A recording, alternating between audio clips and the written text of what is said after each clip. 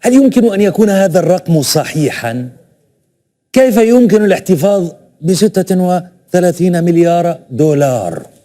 خلفت تصريحات أخيرة للرئيس الجزائري عبد المجيد تبون باسترجاع ما مجموعه 36 مليار دولار من الأموال من عائلة واحدة.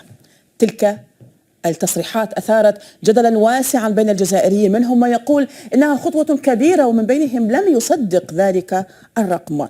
تبون وفي حديثه أمام مسؤولين محليين قال إن الدولة استرجعت من عائلة واحدة 500 ألف مليار، أي ما يقدر ب36 مليار دولار. شاف الشعب الجزائري مؤخرا أرقاما مهولة من الأموال التي نهبت. هذه عائلة واحدة عندها 500 ألف مليار، تصوروا يعني الباقي. هذا المال كان قعد كانت الجزائر به تصبح قوة اقتصادية قارية ومتوسطية وغيرها.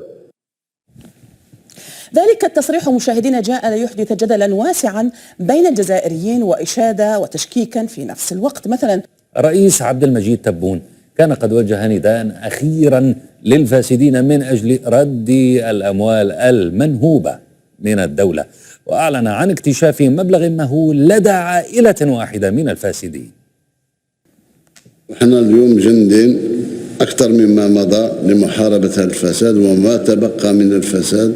آخر نداء لإخواننا للأموال هذه ما راهاش مستعملة في الاقتصاد الوطني باش يضخوها في الاقتصاد الوطني.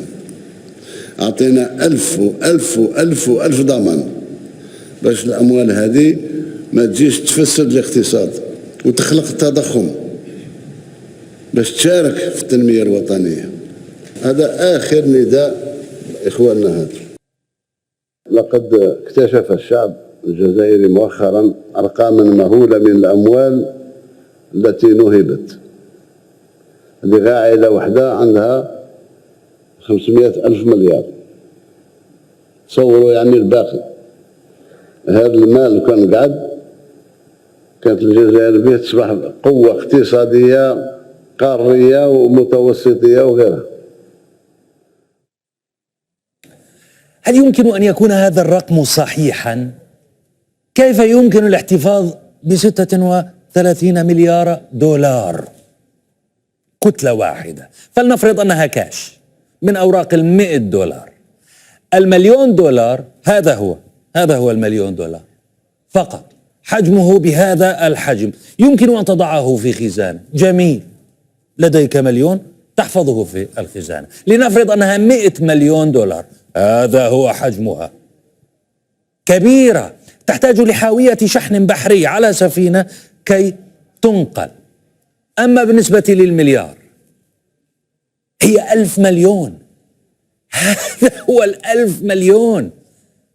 لا يكفيها هذا الاستوديو، كبيرة جدا. كيف إذا كان معك 36 مليار دولار؟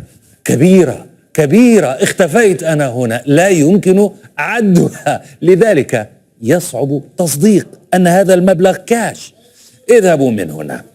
طبعا 36 مليار دولار هو رقم ضخم جدا بالنسبة لدولة مثل الجزائر، فتخيلوا أن يضاف هذا المبلغ لاحتياطيه النقدي. احتياط الصرف نتاعنا فات 60 مليار دولار بفضل الرجال، بفضل العمل، بفضل الاستثمار، وبفضل الوعي الوطني اللي راه دروك اليوم على كل المستويات. الامور ما تتعلقش بشخص ولا شخصين، وتتعلق بكل اطارات هذه الدوله اللي قرروا باش ينقذوا الدوله هذه، والحمد لله النتيجه راها موجوده. اليوم الاحتياط اللي موجود يسمح للجزائر ولو فيه كارثه بالنسبه للتصدير تاع محروقات ولا كذا، يسمح للجزائر عندها 2 استيراد بدون مشاكل. إذا كان احتياطك النقدي 60 مليارا ويكفيك للاستيراد لمدة 2 عام كما قال الرئيس، فإن أضفت لهم 36 مليار فسيكفيك أكثر من 3 سنوات. سيكون لديك 96 مليار دولار تكفيك كموازنة عامة للدولة الجزائرية لمدة عام كامل. الموازنة الجديدة أصلا لهذا العام بلغت 98 مليار دولار.